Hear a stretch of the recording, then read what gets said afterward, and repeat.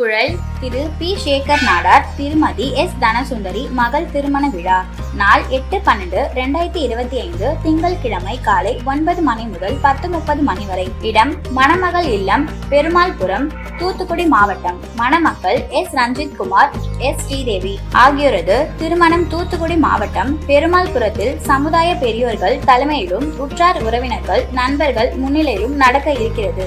December 14ஆம் தேதி ஞாயிற்றுக்கிழமை மாலை 6 மணிக்கு மேல் சென்னை திருவள்ளூர் ரோடு ரெடில்ஸில் உள்ள ரெடில்ஸ் வட்டார நாடார்கள் ஐக்கிய சங்க திருமண மண்டபத்தில் திருமண வரவேற்பு விழா நடக்க இருக்கிறது. வரவேற்பு விழா ரெடில்ஸ் வட்டார நாடார்கள் ஐக்கிய சங்கத்தின் முன்னாள் தலைவர் திரு ஏ சிற்றம்பல நாடார் தலைமையில் பெருந்தலைவர் மக்கள் கட்சி தமிழ்நாடு நாடார் பேரவை தலைவர் மனிதநேயர் திருமிகு என்னா தனபாலன் மற்றும் தமிழ்நாடு பனைமர தொழிலாளர்கள் நலவாரிய தலைவரும் சமத்துவ மக்கள் கழகத்தின் நிறுவன தலைவருமான திருமிகு எர்ணாவூர் ஏ நாராயணன், புழல் வட்டார நாடார் உறவின் முறை முன்னாள் தலைவரும் பெருந்தலைவர் மக்கள் கட்சியின் மாநில அமைப்பு செயலாளர் புழல் ஏ தர்மராஜ் சிறப்பு விருந்தினர்களாக கலந்து கொண்டு மணமக்களை வாழ்த்துகிறார்கள். அனைவரையும் வருக வருக என அன்புடன் வரவேற்கிறோம். இவன் Puzhal P Sekar Nadar, S Dhanasundari, S Seetharaman, S Lakshmi Ammal. பார்த்ததுண்டா இந்த நாடு பார்த்ததுண்டா, நாடு பார்த்ததுண்டா இந்த நாடு பார்த்ததுண்டா. வணக்கம் பச்சை தமிழ நேயர்களே, இன்றைக்கு நம்முடைய சிறப்பு நேர்காணலுக்கு பெருந்தலைவர் காமராஜருடைய பேத்தி கமலாலிகா நம்முடைய அரங்கத்துக்கு வந்திருக்கிறார்கள்.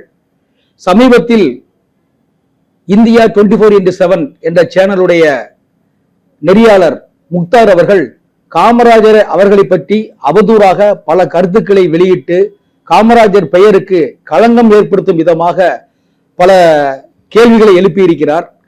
அது பற்றி இன்று காமராஜருடைய பேத்தியவரிடம் கேட்க இருக்கிறோம். வாருங்கள், அவரை சந்திப்போம். வணக்கம். வணக்கம். நல்லா இருக்கீங்களா? நல்லா இருக்கேன்.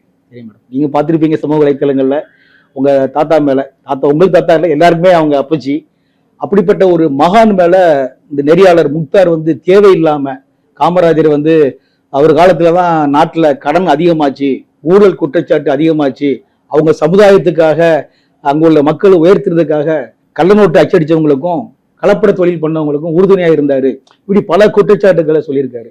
நீங்க காமராஜர் பேத்திங்கிற முறையில நீங்க அதை எப்படி பாக்குறீங்க? எப்படி பாக்குறேன் அப்படிங்கிறது இத்தனை ஆண்டுகள் கழித்தும் இன்னும் அவர் பெயர் எல்லார் மத்தியிலும் பேசப்படுது. எத்தனை அரசியல் தலைவர்கள் வந்தாலும் சரி, அரசியல் கட்சி நடத்தணும் அப்படின்னு வரவங்களும் பெருந்தலைவர் ஆட்சியை கொடுப்பேன் அப்படின்னு சொல்லும் போதே அவர் எந்த அளவுக்கு ஆட்சி புரிஞ்சிருக்காரு அப்படிங்கிறதான் ஃபர்ஸ்ட் நம்ம பார்க்கணும். அப்படின்னும் போது இந்த மாதிரி ஊடகம் அப்படிங்கிறது எந்த அளவுக்கு மக்களிடையே போய் சேர, ஒரு நல்ல விஷயங்களை பதிவிடணும் அப்படின்ற ஒரு காலகட்டம் பெருந்தலைவர் காமராஜர் இருக்கும்போது நட்பு ரீதியாக எல்லா ஊடகங்களும் இருக்கும். அங்க சொல்ற வார்த்தைகள் இப்போதைக்கு இந்த வாரத்துல இது சொல்றோம் அப்படின்னு சொன்னா இது எக்காரணத்தை கொண்டு வெளியில போகக்கூடாதுன்னு சொல்லிட்டு நட்பு ரீதியா பேசுவாங்க. அது ஒரு பாயிண்ட் கூட மேல தூக்கியோ இறக்கியோ போகாது. அந்த அளவுக்கு நட்பாக இருந்த ஊடகம் இந்த அளவுக்கு தரம் தாழ்ந்தி இந்த மாதிரி அவங்கவுங்க பேரை இந்த நேரத்துல பேசப்படணும் அப்படிங்கிறதுக்காகவும் அடுத்தவர்கள் சொல்லும் வேளையில் இறங்கும் களத்தில் இந்த ஊடகம் இறங்கி இருக்கு அப்படின்னும் போது இந்த நேரத்தில் உண்மைக்கே சங்கடம் தான் நிலவுது. பெருந்தலைவர் காமராஜரை பத்தி நம்ம சொல்லணும் அப்படின்னா, இப்ப இருந்த நம்ம 50 ஆண்டு காலம் 60 ஆண்டு காலம் போறதுக்கு முன்னாடி அவர் இருந்த காலத்துல ஊழல் இருந்துச்சுன்னு நம்ம சொல்றாங்க. ஆனா கரைப்படியாத கரத்துக்கு சொந்தக்காரர் அப்படின்னு சொல்லி பெயர் எடுத்தவர் பெருந்தலைவர் காமராஜர். அப்படின்னும் போது போன ஆட்சியில இருக்கும்போது பாத்தீங்கன்னா 4 லட்சம் கோடி கடனோட இருந்தது. இப்ப பாத்தீங்க அப்படின்னு சொன்னா 4 லட்சம் கோடி கடன் இருக்குன்னு சொல்றாங்க. 9.5 லட்சம் 8.5 லட்சம் கோடி, கிட்டத்தட்ட 9 லட்சம் கோடி இப்ப கடன் இருக்குன்னு சொல்றாங்க. அப்படின்னும் போது இதை போன ஆட்சிக்கும் இந்த ஆட்சிக்கும் நான் ஒப்பிட்டு காமிக்கிறேன். இன்னும் நம்ம அடுத்த ஆட்சிகள் நம்ம போகணும்னா அப்படியே லென்த்தி ப்ராசஸ் தான் போகும். அப்படின்னும் போது இவர் வாழ்ந்த அந்த 9.5 ஆண்டு காலம் அப்பழுக்கற்ற இல்லாமல், அப்பதான் உங்களுக்கு தொழிற்சாலைகள் வளர்ந்திருக்கு, கல்விகள் வளர்ந்திருக்கு, விவசாயங்கள் பெருகி இருக்கு, நீர்நிலைகள் கூடியிருக்கு. இந்த மாதிரி எத்தனையோ விஷயங்கள் அவர் ஆண்ட அந்த காலகட்டத்துல ஒரு கோல்டன் பீரியட் தான் எல்லாம் சொல்லுவாங்க. சோ அதனாலதான் இப்ப இருக்க மக்கள் அவரோட ஆட்சிகள் வேணும் அப்படின்னு சொல்லிட்டு அவரை இன்னும் வியப்பாகவும் அந்த மாதிரி ஒரு மகான் பிறக்க மாட்டாங்களா, இனிமேல் யாரும் அந்த ஆட்சியை கொடுக்க மாட்டாங்களா அப்படின்னு சொல்லிட்டு பாக்குற ஒரு சூழல் இப்ப இருக்குன்னும் போது இந்த நேரத்தில் தெரியாத புரியாம இல்ல யாரும் சொல்லி கொடுத்து பேசும் இடத்தின் முக்தார் இருக்காரா அப்படின்னும் போது இது எனக்கு என்ன சொல்றதுன்னு எனக்கு தெரியல. இது உள்ளபடியே பெருந்தலைவர் பேத்தியாக இதுல எனக்கு கூடுதல் வலியும் வேதனையும் தான் இருக்கு. சரி, இல்ல பொதுவாகவே எல்லாருமே இப்ப இருக்கிற அரசியல் கட்சிகள் யாரா இருந்தா கூட காமராஜர் ஆட்சி அமைப்போம் அப்படிதான் சொல்லிட்டு இருக்காங்க. அப்படி இருக்கிற காலகட்டங்கள்ல அந்த முக்தார் ஒரு தேவையில்லாத ஒரு கருத்தை புகைத்திருப்பது எல்லாருக்குமே ஒரு மன வேதனையை தான் ஏற்படுத்தி இருக்குது. ஆனா சிவகாசியில கள்ளநோட்டு அடிச்சாங்க, அது காமராஜர் காலத்தில் நடந்துச்சு, காமராஜர் அதுக்கு உறுதுணையா இருந்தாரு அப்படின்னு ஒரு நம்பத்தகுத இல்லாம ஒரு விஷயத்த சொல்லும் போது அந்த இருக்கக்கூடிய நாடார் சமுதாய மக்கள் இன்னொன்னு சொல்றாங்க என்னன்னா, காமராஜர் அவரால் தான் இன்னைக்கு நாடார் சமுதாயமே உயர்ந்து இருக்கு அப்படிங்கிற மாதிரி சொல்றாங்கல்ல. இதை பத்தி நீங்க என்ன நினைக்கிறீங்க? அதாவது நாடார் சமுதாயம் உயர்ந்திருக்கு அப்படின்னா அந்த காலத்துல எந்த அளவுக்கு அடிமைப்படுத்தி வச்சிருந்தாங்க அப்படின்னும் போது நாங்க எங்களை உயர்த்திக்கணும் அப்படிங்கிறதுக்காக எந்த அளவுக்கு போராடினங்கிறது தெரியும். அந்த காலகட்டத்திலே எங்களுக்கு உண்டான உரிமைகள் எங்களுக்கு பெறணும் அப்படின்னும் போது லண்டன் நீதிமன்றத்துல 1 லட்சம் ரூபாய் பணம் கொடுத்து வாதிட்டு எங்களுக்கு உரிய கோயிலுக்குள்ள போறதுக்கு அனுமதி, எங்களுக்கு நாங்க எங்களோட விஷயத்த நாங்க வளர்த்துக்கணும், எங்களுக்கு எல்லா இடத்துலயும் உரிமைகள் வழங்கப்படணும்னு சொல்லி போராடிய ஒரு களம் அந்த காலத்துல இருந்துச்சு. அதுல வெற்றி பெற்றவர்களும் நாடார் சமுதாயம். இன்னும் சொல்ல போனா 1890 ஆண்டுகள்ல நினைக்கிறேன், அந்த ஆண்டுகள்ல பாத்தீங்கன்னா பிடி அரிசி அப்படின்னு சொல்லிட்டு ஒரு வீட்லயும் கல்விக்கு பிள்ளைங்களுக்கு சாப்பாடுகள் கொடுக்கணும் அப்படின்னு சொல்லிட்டு ஒரு விஷயத்திலயும் கல்விகளை உயர்த்துறதுக்கு அப்பயே நாடார் சமுதாயம் போராடி இருக்கு. அது மட்டும் இல்லாம டிஎன்சிசி பேங்க் சொல்லுவாங்க. சோ அது இதுவரைக்கும் யார் ஒரு சமுதாயத்திலும் இல்லாத ஒரு பேங்க் நாடார் சமுதாயத்தில் உருவாக்கப்பட்டதுன்னு சொல்லுவாங்க. அப்ப பெருந்தலைவர் ஆட்சி இல்ல அப்படின்னும் போது நாடார் சமுதாயம் அப்ப இருக்கும் போதே இத்தனை விஷயங்கள்ல நாங்க இருக்கோம் அப்படிங்கறது யாருக்குமே நாங்க குறைஞ்சவங்க இல்லை அப்படிங்கறத தன்னைத்தானே வளர்த்துக்கணும் அப்படின்னு நாங்க நினைச்சது, யாருக்கும் நாங்க அடிமையா இருக்கக்கூடாதுன்னு நினைச்சதுதான். சோ அதற்கு உண்டான சான்று தான் இதெல்லாம் நான் 1 by 1 சொல்றது. பெருந்தலைவர் காமராஜர் 1940 இருந்து 52, 54 காலம் வரைக்கும் அவர் காங்கிரஸ் கமிட்டியின் தலைவராக இருந்திருக்கிறார். 7 ஆண்டு காலம் ஆல் இந்தியா காங்கிரஸ் கமிட்டி தலைவராக இருந்திருக்கிறார். 9.5 ஆண்டு காலம் முதலமைச்சராக இருந்திருக்கார். 9.5 ஆண்டு காலம் முதலமைச்சராக இருக்கும்போது கூட நம்ம நாடார் சமுதாயத்துல இருக்கவங்க போய் கேட்கும் போது எங்களுக்கு ஏதாவது வசதி வாய்ப்புகள் செஞ்சு தருவாங்களா அப்படின்னு கேட்கும்போது சொல்ற விஷயங்கள் என்ன சொல்வாருன்னா, உங்களுக்கு எல்லாம் எதுக்கு செய்யணும், உனக்கு தான் பிழைக்கிறதுக்கு சொந்த வியாபாரம் இருக்கு அப்படின்னு சொல்லிட்டு சொல்லுவாங்க. மத்த ஜாதியினர் ஏன் உங்க சமுதாயத்துக்கு நீங்க எதுவும் பண்ண மாட்டீங்கன்னா, என் மக்கள் நான் எடை பிடிச்சு கூட பிழைச்சிக்குவான், அதனால அவனுக்கு நான் எதுவும் சொல்லி தரணும்னு இல்லை. மத்த ஜாதியினருக்கு இந்த மாதிரி நிறைய ஏற்றத்தாழ்வுகள்லாம் இருக்கு, அவங்கள பலப்படுத்தணும் அப்படின்னா இந்த நாடு இன்னும் சுபிட்சமா இருக்கும் அப்படிங்கிற தொலைநோக்கு பார்வையில தான் பெருந்தலைவர் இருந்தாரே தவிர அந்த காலகட்டத்திலயும் நம்ம நாடார் சமுதாயத்தை தூக்கி பிடிக்கணும்னு எந்த நேரத்திலும் நினைக்கல. இது இந்த நேரத்தில் இந்த ஒரு அவதூறை பரப்புறது இது முழுக்க பிஜேபி சொல்லும் வேலையில் இவர் இறங்கி வேலை பார்க்கிறாரா, இல்ல அவர் கொடுக்குற பணத்தை வாங்கி இவங்க பேசணும்னு நினைக்கிறாங்களா அப்படிங்கிறது ஒரு கேள்வி. இதுல இன்னொரு விஷயத்த சொல்லணும்னா, டெல்லியில இருக்கும்போது பெருந்தலைவர் காமராஜரை அவர் தங்கியிருந்த விடுதியில் கொல்லணும் அப்படின்னு நினைச்சாங்க, பெட்ரோல் ஊத்தி கொளுத்தணும்னு. அப்படி இருந்தவங்க கூட இப்ப என்ன பண்றாங்க, பெருந்தலைவரை தூக்கி பிடிக்கிறாங்க, அவரோட விழாக்களை முன்னெடுத்து பண்ணணும்னு நினைக்கிறாங்க. இதெல்லாம் பார்க்கும்போது இந்த இடத்துல 50 ஆண்டு காலம் ஒரு மறைந்த ஒரு தலைவரை இந்த நேரத்துல தூக்கி வச்சு பேசுறது எந்த விதத்தில் சரி என்பது எனக்கு தெரியல. பிஜேபி காரங்கள் தூண்டி விட்டு தான் முக்தார் பேசுறாருங்கிற மாதிரி நீங்க சொல்றீங்க? நிச்சயமா என்னோட கவனத்திற்கு அப்படிதான் இருக்கு. ஏன்னா எதை தொட்டு பேசலாம் அப்படின்னும் போது இந்த மாதிரி சொல்லலாம், இறங்கலாம், பேசலாம் அப்படிங்கறத நான் நினைக்கிறேன். வெளியே இப்ப என்ன சொல்றாங்கன்னா, முக்தாரை தூண்டி விடுறதே திராவிட முன்னேற்ற கழகம், திமுக தான் அவளை தூண்டி விட்டு இந்த மாதிரி பேச வைக்கிறாங்க அப்படிங்கிற மாதிரி ஒரு பேச்சு அடிபடுது. நீங்க காங்கிரஸ் கட்சியில இருக்கிறதுனால நீங்க பிஜேபியை குறை சொல்றீங்களா? இல்ல அப்படின்னு கிடையாதுங்க. இப்ப நான் யாரா இருந்தாலும் சொல்றேன், அதிமுகவா இருக்கட்டும் திமுகவா இருக்கட்டும், யாரா இருந்தாலும் இப்ப இது ஒரு 4-5 மாதத்துக்கு முன்னாடி திருச்சி சிவா பேசுனதுக்கு நான் கண்டனம் தெரிவிச்சேன், பல சேனல்கள்ல நான் பேசினேன். ஆமா, யார் பேசினாலும் தவறுதான். இவங்க ஆண்ட ஆட்சியில என்ன செஞ்சிருக்காங்கன்றத பாக்கணும். ஒப்பிட்ட வரைக்கும் அடுத்த தலைவர்களுக்கும் இவருக்கும் பார்க்கும்போது எந்த அளவுக்கு நல்லது செஞ்சாங்க, அந்த அளவுக்கு இன்னும் எந்த தலைவர்களும் பண்ணவே இல்லையே அப்படின்னும் போது இவரை குறை சொல்றதுக்கு இப்ப இருக்கிறவங்களுக்கு யாருக்குமே தகுதி இல்லைன்னா நான் மறுபடியும் நான் இந்த நேரத்துல வலியுறுத்தி சொல்றேன். அப்படின்னும் போது இதை பேசணும், இந்த காலகட்டத்துல பேசணும்னு என்ன அவசியம் இருக்கு? கண்ணுக்கு முன்னாடி நடக்கிற விஷயங்களை பேசுங்க. ஊடகம் அதை தானே சொல்ல வருது, மக்கள் கிட்ட கொண்டு போய் உண்மையான செய்திகளை கொண்டு போய் சேருங்க. இதை விட்டுட்டு நீங்க பேசுறதுல எந்த விதத்துல சரி? இந்த முக்தார் சொல்றது வந்து இன்னொரு விஷயத்த இந்த நேரத்துல பதிவிடுறேன். முக்தார் வந்து பாத்தீங்கன்னா அவர் வந்து இந்த மாதிரி ஒரு பேட்டி எடுக்கும்போது அவங்க கிட்ட வந்து ஒரு மணி நேரமோ 2 மணி நேரமோ பேசுற விஷயங்களை எல்லாத்தையுமே கலெக்ட் பண்ணிட்டு அவங்க கிளம்பி போனதுக்கு அப்புறமா அவர் என்ன பண்ணுவாரு, தனியாவே அவர் வந்து இவங்களை வந்து ஆப்போசிட்ல இருக்கவங்களை கொஸ்டின் கேட்கிற மாதிரி வம்பு இழுக்கிற மாதிரி பேசி பேசி அந்த விஷயத்தெல்லாம் கட் பண்ணி அதுல வந்து காப்பி பேஸ்ட் பண்ணி அதுக்கப்புறம் வைரல் பண்ணுவாராம். இந்த மாதிரி சம்பவங்கள் பல விஐபி வந்தப்ப நடந்திருக்கு. இதெல்லாம் வந்து வருத்தமான விஷயம் தான். என்னவோ அவர் புத்திசாலியோ வரவங்க வந்து முட்டாள் மாதிரி அவர் ட்ரீட் பண்ற விதெல்லாம் எந்த விதத்துல சரி அப்படிங்கிறது தெரியல. இது வந்து ஒரு ஊடகத்துல இருக்கவருக்கு இது அழகா அப்படிங்கிறதே வந்து ஒரு அசிங்கமா தான் நான் பாக்குறேன். இதுல வந்து இன்னொரு விஷயம் சொல்லணும் அப்படின்னா, இப்ப நடந்த அறம் படத்தில் வந்து இயக்குனர் வந்து பாத்தீங்கன்னா கோபி நயினார் சொல்லிட்டு அந்த நபரை அழைத்து அவர்களை வந்து பேட்டி கேட்டு அவரை வந்து இந்த மாதிரி தரக்குறைவா பேசு அவர் சங்கடப்பட்டு அது வேற மாதிரி வைரல் ஆகி இது வந்து தலித் இனத்தை சேர்ந்தவர்கள் கொந்தளிப்போட இருக்கிறாங்கன்ற நேரத்துல இந்த நேரத்துல நான் பதிவிடுறேன். அதனால வந்து இவர் தொட்டு தொட்டு அடுத்தடுத்தவங்களை என்ன வேணாலும் பேசலாம் நினைக்கிறாரு. இது வந்து சரியல்ல. இது வந்து நீடிக்குமே ஆனால் நிச்சயமாக அவர் வந்து வேற விதமான விஷயத்தை வந்து தொட வேண்டிய சூழ்நிலை தள்ள. நீங்க சொல்றது கரெக்ட் தான். ஏன்னா அந்த அவரு பேட்டி எடுத்த அந்த பிஷப் கூட என்ன சொல்றாருன்னா, அவர் ஒரு இதெல்லாம் வெளியே வந்த உடனே அவர் ஒரு ஸ்டேட்மெண்ட் கொடுத்திருக்காரு. அவர் என்ன சொல்றாருன்னா, என்னைய வந்து ஒரு 2.5 மணி நேரம் என்னை உட்கார வச்சு பல கேள்விகள் கேட்டாரு. காமராஜரை பத்தி இப்படி தவறா பேசும்போது நான் என்ன சொன்னேன், அப்படிலாம் சொல்லாதீங்க அப்படின்னு காமராஜர் செய்த சாதனைகளை நான் ஒவ்வொன்றா சொல்ல அதையெல்லாம் எடிட் பண்ணிட்டு அவரா நீங்க சொன்ன மாதிரி அவரா உட்கார்ந்து ஒரு கொஸ்டின் கிரியேட் பண்ற மாதிரி பண்ணி இவரையும் உள்ள வச்சுக்கிட்டு காமராஜரை ஒரு எப்படி அவர் பேரை கெடுக்கணுங்கிற விதத்துல அதை பண்ணியிருக்காரு. ஆனா இப்படி இருக்கிற காலகட்டங்கள்ல காமராஜர் இந்த மாதிரிலாம் செஞ்சிருக்காருன்னு சொல்ற போது, ஜவஹர்லால் நேரு பிரதமரா இருக்கும்போது காமராஜரை வந்து அவரு நீங்க ஆட்சி செய்தது போதும் டெல்லிக்கு வா அப்படின்னு கூப்பிட்டாரு அப்படின்னு அவர் இன்னொரு தவறான கருத்தை பதிவு பண்றாரு. அதாவது வந்து நேருக்கும் காமராஜருக்கும் எந்த அளவுக்கு நட்பு இருந்ததுன்னு சொல்லி உலகறிந்த உண்மை. ஜிம்கானா கிளப் சிலையை நிச்சயமா அவர் இருக்கும் போதே முதல் முறையாக ஒரு தலைவன் இருக்கும்போது ஒரு நபர் இருக்கும்போது அவர்களுக்கு சிலை தொடுத்தது அப்படின்றது பெருந்தலைவர் காமராஜருக்கு வரலாற்றிலே கிடையாது. நிச்சயமான உண்மை. அப்படின்னும் போது ஒருத்தர் தவறு செய்யறாருன்னா அதை வந்து முன்னெடுப்பாங்களா?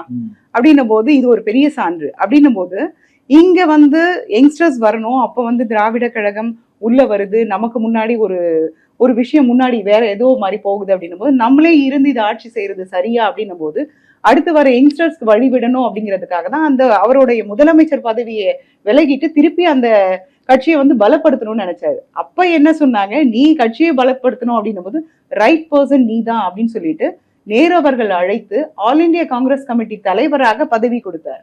நீ வந்து இங்க மட்டும் உன்னோட மாநிலத்தை மட்டும் பாக்குறது சரியல்ல, எல்லா ஸ்டேட்டையும் நீ பார்க்கணும். அப்ப வந்து இந்த நாடு சுபிட்சமா இருக்கும் அப்படிங்கிறது நேரு அவர்களுடைய கருத்தாகவும் இருந்தது. அந்த கருத்துக்கு ஒப்பிட்ட தலைவராக அப்பொழுது வந்து காமராஜர் இருந்தார்ன்றது குறிப்பிடத்தக்கது. இப்ப அதே காலகட்டம் இப்ப பாத்தீங்கன்னா சௌத்ரி தேவன் ஒருத்தர், அவர் வந்து முக்தாருடைய கருத்துக்களை வந்து அவர் பேசினது என்ன தவறு இருக்கு, அவர் பேசினது நியாயம் தானே, இதே கருத்துக்களை முத்துராமலிங்க தேவர் வந்து பல மேடைகள்ல பேசியிருக்காரு. ஏன் கலைஞர் கூட இதே கருத்துக்களை வலியுறுத்திகளை பேசியிருக்காரு, அவர் செஞ்சது நியாயம்தான் அப்படிங்கிற மாதிரி அவர் சௌத்ரி தேவர் சொல்றாரு. அதை நீங்க எப்படி எடுத்துக்கிறீங்க? அதாவது வந்து ஒருத்தர் பேசுறாருன்னா, இப்போ இந்த தலைவர் பேசினாரு இது சரியில்லை அப்படின்னா ஒட்டுமொத்த பேரும் இவரை தூக்கி பிடிக்கணும்னு அவசியம் கிடையாது. இப்ப இந்த நேரத்துல ஒரு நபர் சொல்றாருன்னா இந்த நபர் சொல்றது இப்ப இவர் சொல்ற விஷயத்துக்கு எத்தனை இடத்துல கண்டனம் தெரிவிக்கிறாங்க, இவருக்கு வந்து கலங்கம் நிலைவிக்கிற மாதிரி பண்றாங்க அப்படின்ட்டு. அதுல வந்து ஒருத்தர் மட்டும் பேசுறாரு, அந்த பேசின நபருக்கு கீழே போட்டிருக்க மெசேஜ் எல்லாம் பாத்தீங்கன்னா கேவலமா இருக்கு. அப்படின்னும் போது அவங்க சமுதாயத்துல இருக்கவங்களே தேவர் வழிபடுறவங்களோ தேவர சமுதாயத்தை சார்ந்தவங்களோ வந்து அவருக்கு கொச்சைப்படுத்தி பேசுறாங்க. அப்படின்னும் போது இதுல எந்த அளவுக்கு உண்மைத்தன்மை இருக்கும்? இதுல இன்னொரு விஷயம் வந்து சிறுபான்மையரை வந்து தூண்டி விடுற மாதிரி இல்லையா இது? இப்ப நம்ம வந்து நான் இப்ப நட்பு ரீதியா சொல்றேன், நான் போற வாணியம்பாடியா இருக்கட்டும், மற்றபடி ராமநாதபுரம்லாம் வந்து பாத்தீங்கன்னா முஸ்லீம் இனத்தை சார்ந்தவர்கள் வந்து அந்த அளவுக்கு பெருந்தலைவர் மேல பற்றுள்ளவர்களா இருக்காங்க. தென்காசி மாவட்டம் காயல்பட்டி சைட்லாம் பாத்தீங்கன்னா அந்த அளவுக்கு இன்னுமே வந்து பெருந்தலைவர் ஃபேமிலில இருந்து ஒருத்தவங்க பேசுறாங்க, அவங்கள வந்து பேசுறதோ அவங்க நட்பு ரீதியா பழகுறதோ எந்த அளவுக்கு நல்லா இருக்கு. அவங்கலாம் வந்து அந்த அளவுக்கு மதிக்கிறாங்க தாத்தாவை. அப்படின்னும் போது இந்த நேரத்துல ஒரு நல்லா போயிட்டு இருக்க ஒரு இடத்துல சமுதாயத்தின் நீதி 2 பேருக்கிட்டயும் ஒரு சண்டையை மூட்டி விட்டு இது என்னத்துக்கு நம்ம சொல்ல முடியும்? இதை வந்து உண்மைக்கே சொல்லனா முக்தார் பேசுற விஷயத்துக்கு அவங்க சமுதாயத்தை சேர்ந்தவரை அவர் மன்னிப்பாங்களான்னு எனக்கு தெரியல. அதனால இது வந்து முற்றிலும் தவறு. எத்தனை முறை சொன்னாலும் இது வந்து ஏற்றுக்கப்பட மாட்டாது. சௌத்ரி தேவர் பேசும்போது இன்னொன்னு என்ன ஒரு கருத்தை வெளியிடுத்துறாருன்னா, சிறுபான்மையினருக்காக அவர் குரல் கொடுக்குறாரு, அவருக்காக நீங்க வந்து வெகுண்டு எழ மாட்டேங்கிறீங்க, நாடார்கள் வந்து ரவுடிசம் பண்றாங்க, அவங்க வந்து முக்தாரை வந்து தேவையில்லாம அவரை மிரட்டுறாங்க, வீட்டை முட்டியிடும் மாதிரி சொல்றாங்க.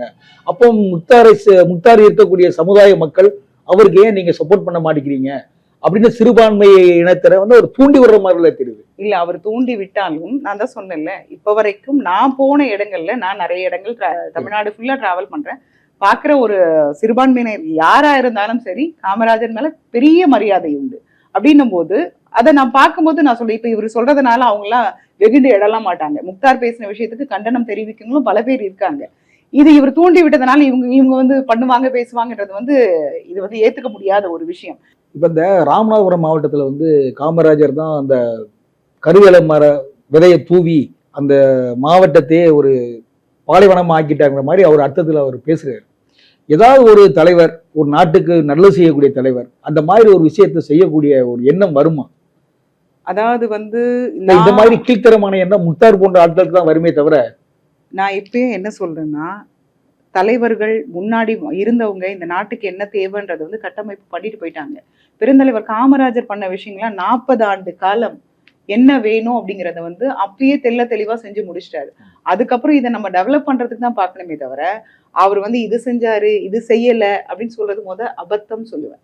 ரெண்டாவது வந்து இந்த நாட்டுல நம்ம பிறந்திருக்கோம் அப்படின்னா நம்ம என்ன பண்ண போறோம்? இந்த நாட்டு குடிமகனா இந்த நாட்டுக்கு நீ என்ன பண்ண போற?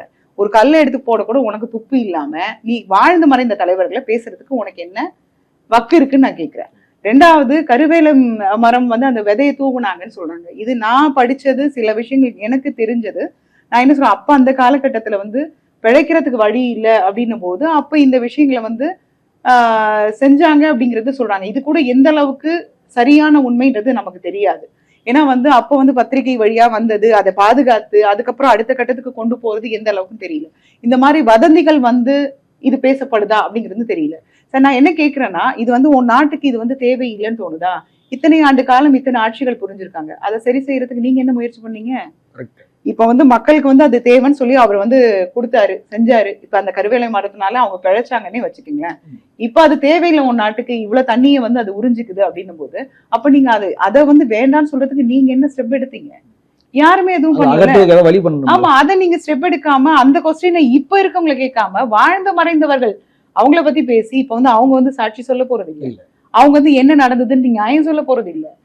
நீங்க அங்க உட்கார்ந்துகிட்டு உனக்கு கல்வி தகுதியை உருவாக்கி விட்டது, இப்ப நீ கால் மேல கால் போட்டு உட்கார்ந்து நீ மீடியா முன்னாடி பேசுறதுக்கு தகுதியை உருவாக்கி கொடுத்தவர் பெருந்தலைவர் காமராஜர்.